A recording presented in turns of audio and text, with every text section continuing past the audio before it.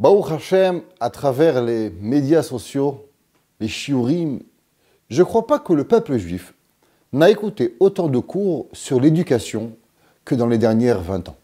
Quand j'étais petit, mes parents n'allaient pas voir des shiur de chinour.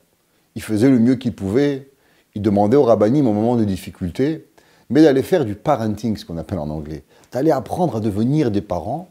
Je ne pense pas que ça existait, et je m'en excuse si ça a été, mais j'en avais pas de notion que ça existait.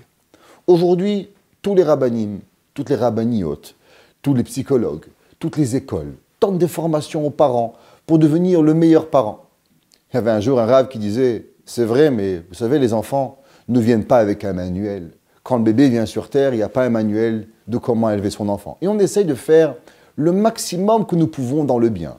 Et nous écoutons tous les jours patience, gentillesse, don de soi, ne pas juger, comprendre ses enfants. Et on écoute et on donne et on fait et on essaye d'apprendre de tout ce que ces rabbanim, rabbaniot, psychologues, mechandrim, appelez comme vous voulez, viennent et nous disent de comment se comporter en tant que parents à travers ce monde moderne que personne ne connaît la réaction de ce monde.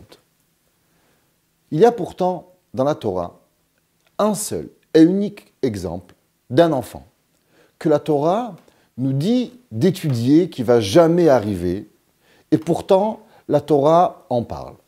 C'est ce qu'on appelle le Ben Sorer ou Moré. Le Ben Sorer ou Moré, c'est un enfant qui boit du vin, qui vole, qui mange beaucoup de viande. Et la Torah nous dit, malgré qu'il y a plein de conditions pour pouvoir le faire, à un certain moment, les parents doivent apporter cet enfant chez le Bédine et vont devoir lapider cet enfant. Et la question est énorme. Comment c'est possible que nous tuons un enfant malgré qu'il n'a pas encore bar mitzvah?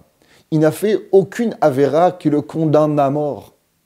Et la Torah, elle dit, vaut mieux le tuer maintenant avant qu'il vole et qu'il tue plus que plus tard quand il va arriver à tuer. La Gemara nous dit Drosh ou Kabel Srar, étudie et prends une récompense. La réponse simple que l'on donne, c'est étudie.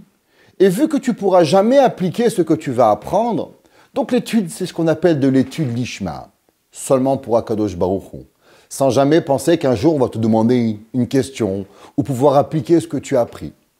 Mais il y a une explication beaucoup plus profonde.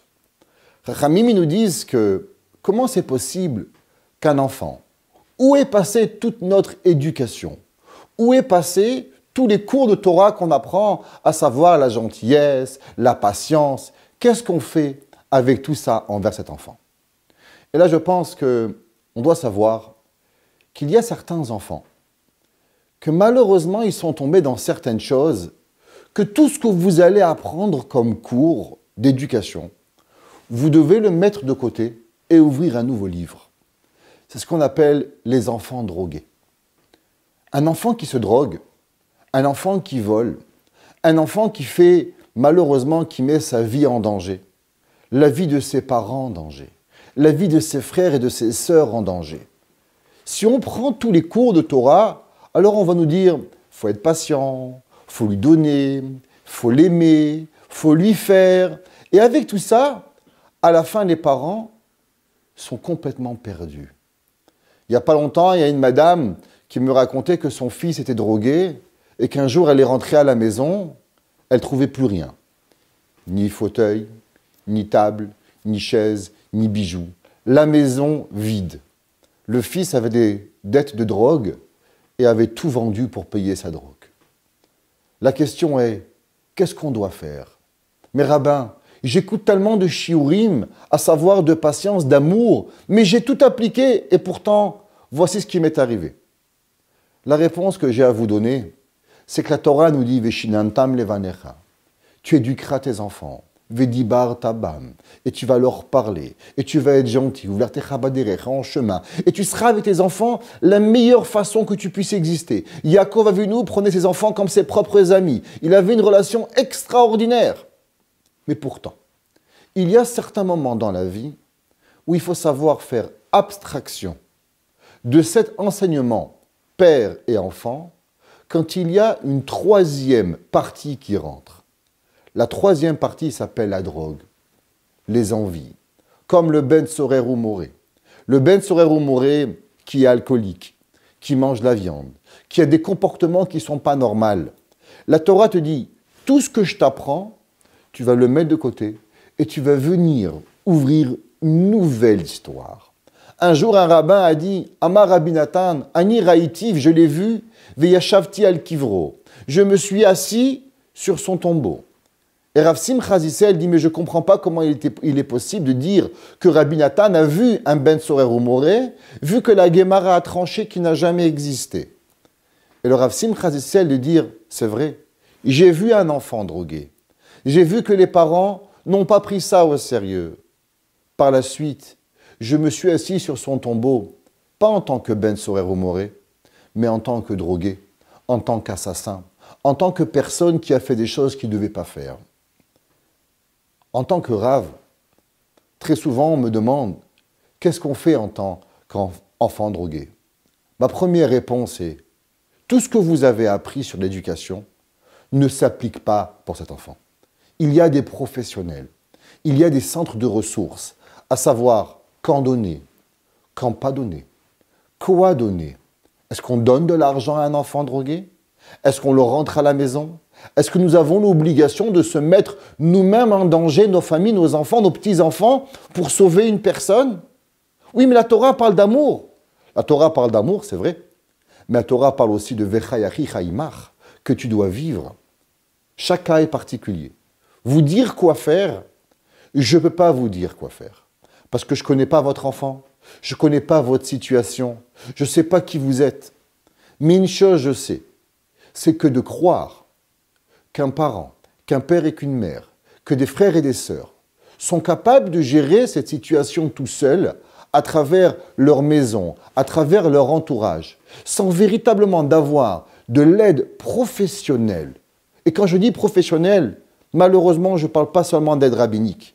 Je parle de psychologues, de psychiatres, d'aide de soutien, de groupes de soutien, de personnes qui vont s'occuper de ce qu'on appelle des addicts, des personnes addictées à quelque chose, excusez-moi pour mon anglicisme, mais on est certain d'aller droit dans un mur. Il est de notre obligation de pouvoir s'aider soi-même avant de pouvoir aider autrui.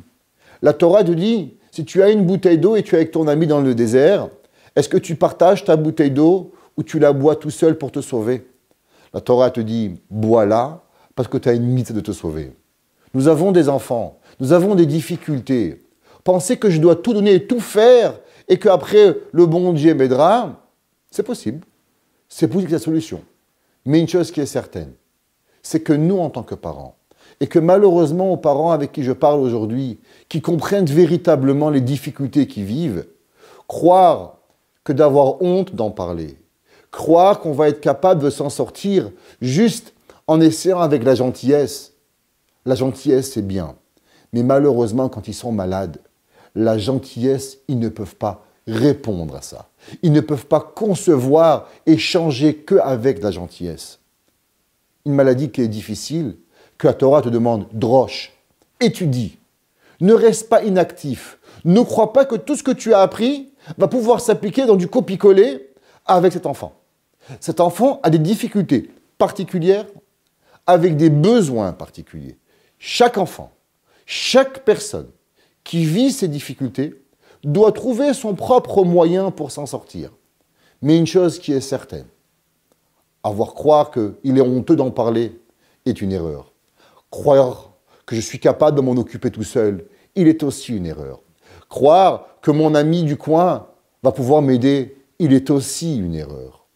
Nous avons besoin d'énormes soutiens, nous avons besoin de façons différentes de les comprendre, et 99,9% des personnes de la société sont dans l'incapacité de pouvoir comprendre ces difficultés. Et il nous est une obligation, en tant que parents, de faire abstraction de nos sentiments parentaux, affectifs, et très souvent de faire des choses qui sont contre notre nature, mais cette contre-nature va être dans le positif de pouvoir, peut-être un jour, sauver mon enfant. Nous croyons à la Emouna, Nous savons que nous ne devons jamais abandonner rien du tout. Mais une chose, elle est sûre, c'est qu'il y a des moyens. Il y a beaucoup de gens qui pensent pouvoir vous aider, mais ne vous aideront pas. Retournez-vous vers des professionnels. Allez voir les gens qui vont vraiment vous aider. Faites abstraction de votre honneur. Très souvent, c'est difficile d'avouer « mon fils a une difficulté, il est drogué », de la gava mal placée, parce que l'aide que vous pouvez et pensez lui donner, vous êtes juste en train de le tuer. Juste en train de l'étouffer psychologiquement ou physiquement. Mesdames, messieurs, les enfants que vous m'écoutez aujourd'hui, comprenez, ces maladies ne sont pas dans le cadre de la norme. Nous devons moins juger le monde. Si vous avez un ami, donnez-lui la vidéo. Parlez-lui-en que croire qu'il est capable tout seul, il est impossible. Allez chercher de l'aide. Prenez tout ce que vous avez appris dans l'éducation pour vos autres enfants. Pour lui, tracez-lui une nouvelle forme d'éducation qui va être tracée à travers des personnes qui comprennent ces difficultés et que eux seuls seront capables de savoir quand donner et quand reprendre. Quand donner de l'amour, ou bien plutôt l'inverse des fois, même faire croire qu'il n'y a pas d'amour. Mais c'est seulement à travers l'amour de nos enfants qu'un père pourra faire abstraction de l'amour quotidien de son fils pour pouvoir le bâtir pour un amour dans l'avenir qui sera viable à l'éternité.